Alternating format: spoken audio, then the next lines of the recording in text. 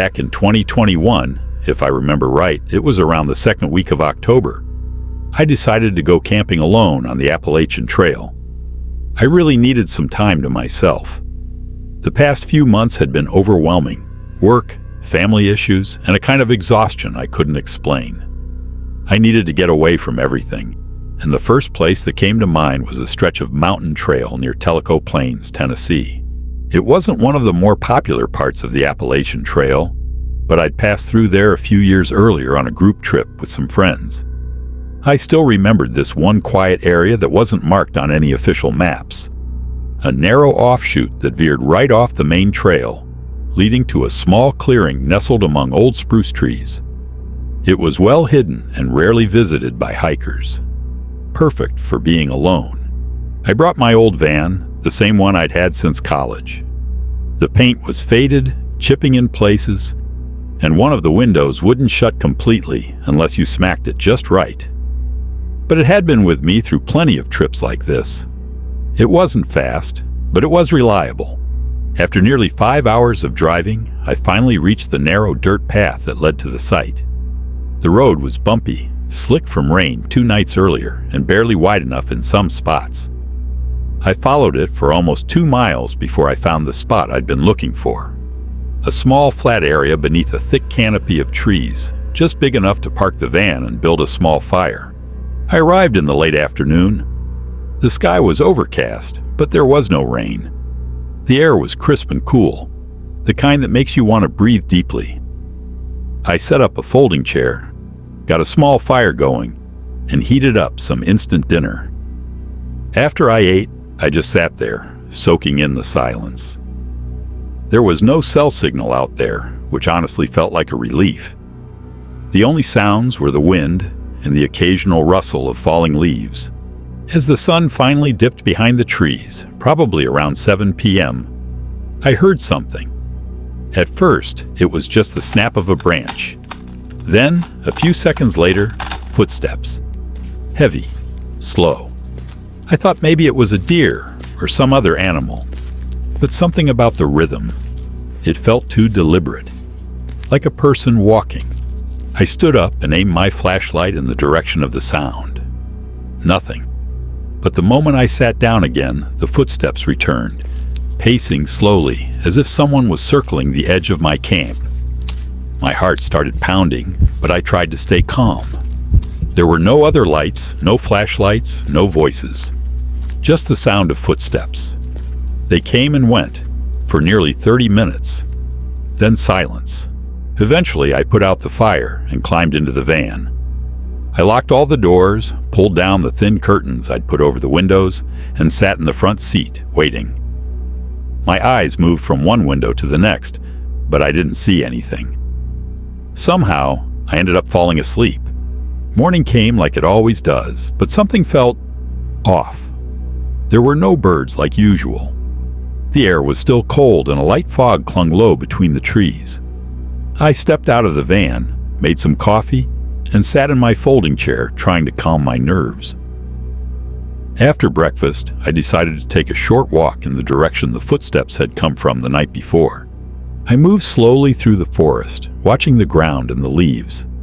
Strangely, I didn't see any footprints, no signs of movement at all, except for my own. The ground was still damp enough that any person walking through should have left a mark. I walked back to camp with a head full of questions. Something didn't feel right. But maybe it was just my imagination running wild. That second night, I lit another fire and tried to act normal. I didn't want to let paranoia ruin my time.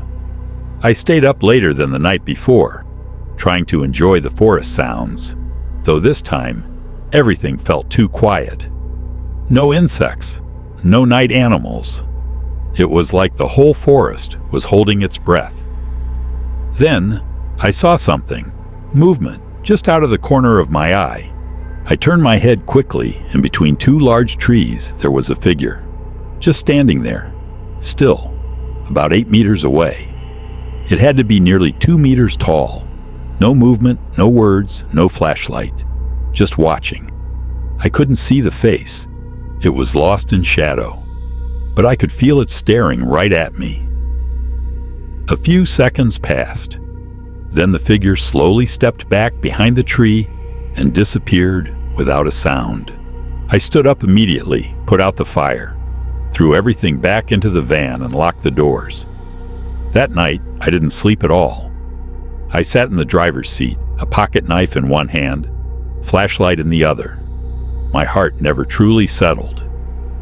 Just after 3 a.m., I heard quick, heavy footsteps rushing toward the van. They stopped right at the driver's side door. Silence. A few moments later, the footsteps began circling the van. Slowly. Like someone was dragging their hand along the metal, checking. Then suddenly, running away, vanishing into the dark. I stayed in the van until daylight. As soon as the sky was light enough, I started the engine and left without looking back. As I drove down the winding trail, I glanced in the rearview mirror, and I swear, in the morning mist, framed by the trees, something was standing way down the trail. Still, not chasing, just watching me leave. I've never gone back to that place, and I still don't know who or what I saw standing in those woods that night. But ever since then, no matter where I camp, even in the busiest campgrounds, I always wake up at 3 a.m., and I don't know what I'm waiting for, or what might be watching me from the trees.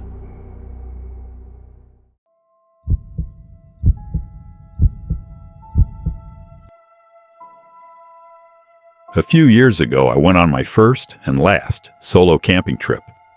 My family owns an old cabin in the Oregon State Forest.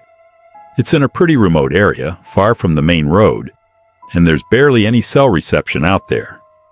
That cabin used to be our go-to spot every summer. But ever since the pandemic, we've barely gone. No one had stayed there for almost a year.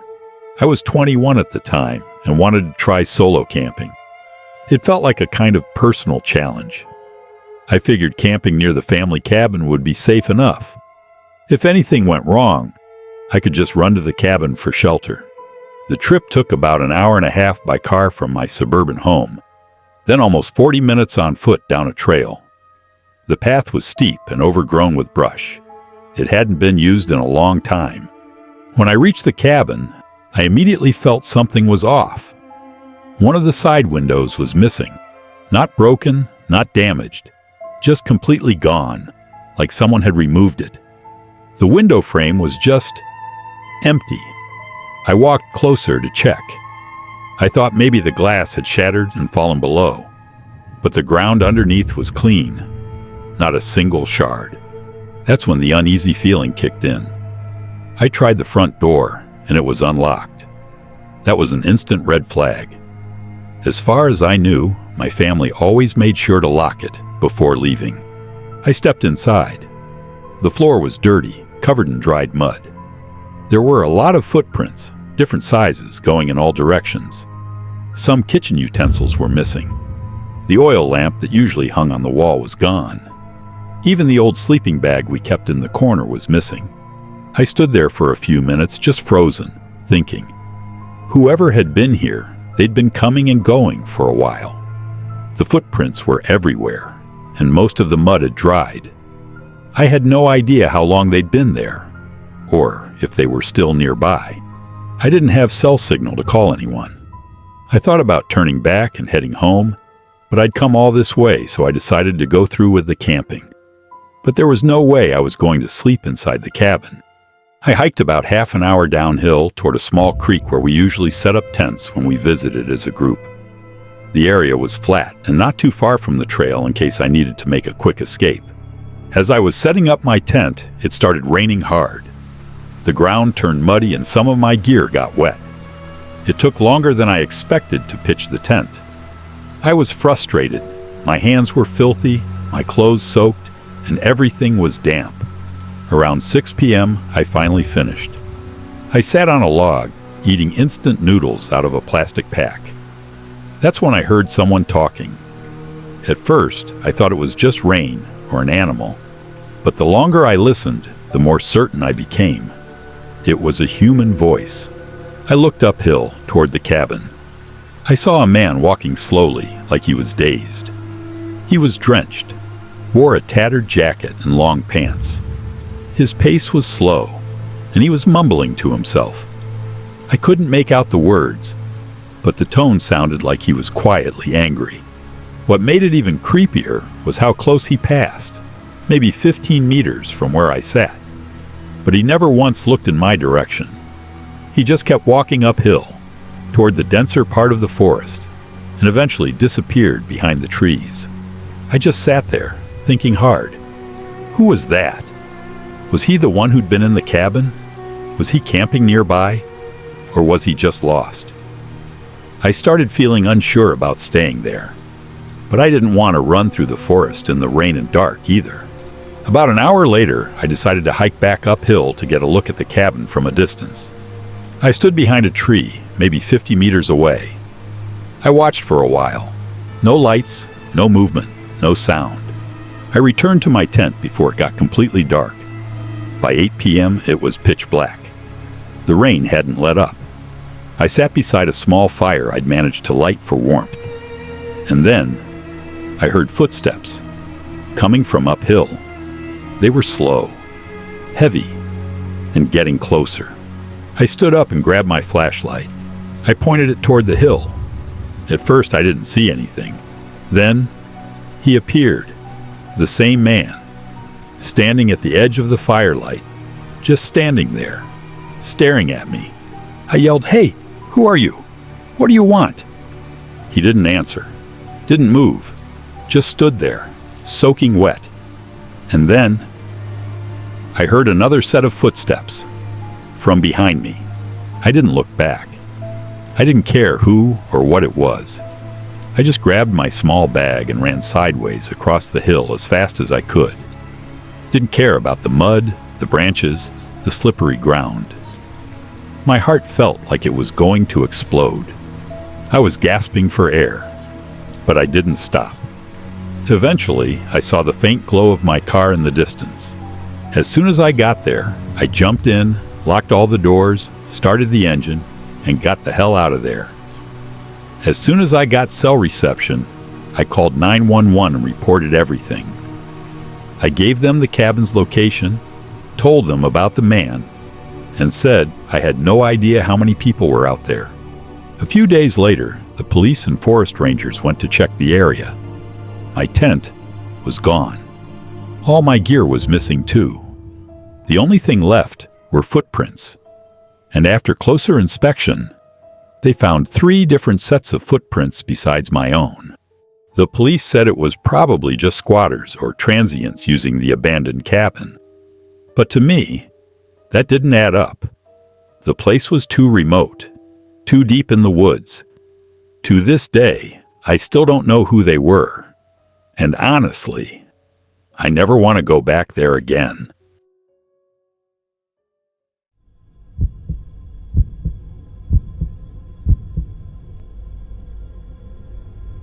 About a year ago, I took a week off from work and decided to return to the small town where I grew up. It's located near a range of hills rarely touched by people, and on one side of it flows a small river I used to visit a lot when I was a teenager.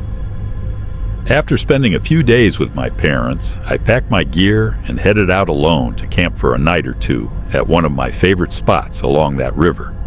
The trail there wasn't official. No signs, no markings. Just an old dirt path once used by vehicles, now mostly covered by wild plants. It took me nearly 5 hours to reach the location, and along the way, I didn't encounter a single soul. By the time I arrived, the sun was already low behind the trees. I quickly set up my tent and lit a small fire to cook. The evening breeze carried the scent of damp leaves and soil.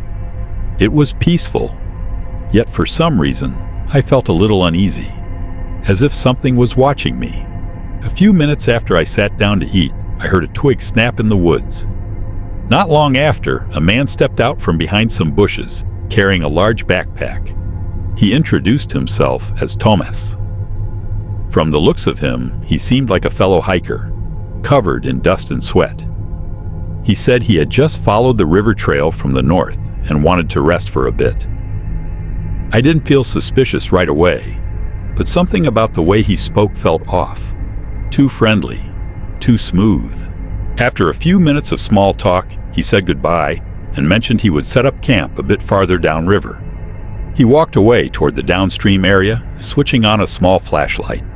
But about 2 minutes later, his light went out. And after that, complete silence. No footsteps, no sound of water being disturbed.